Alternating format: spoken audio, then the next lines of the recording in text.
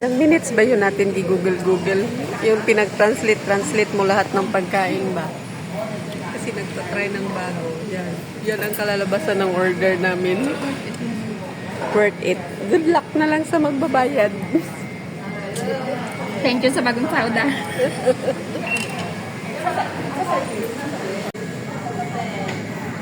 Ang sarap.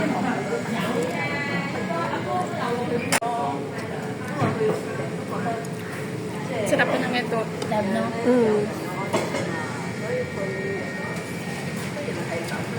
Yung first time mo kumain sa ano nga ba ito lang? Thailand? Taiwanese na ano? Na restaurant. Ang pangalan niya is Taiwan.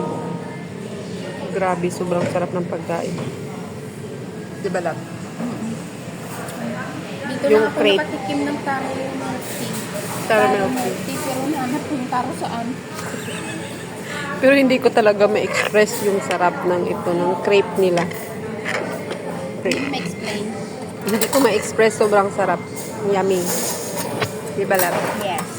And the ambience is so clean. Very satisfied.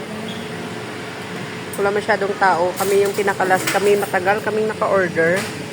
Kasi hindi namin alam. Wala siyang English translation. Pero sobrang yummy tang food. Try mo lang. Mabay mo siya klase magkain eh. Diba? Ubusin ko na yung pagkain ko. Habang mainit pa. Anong isa pa? Tanong nga ba lang? Gina-isa-isa mo kakao. Siyempre, ginaano mo. Feel mo. Lasa. Sabi mo masarap, diba? Kasi nakatikim ka mo. Kasapit mo na yung sarap.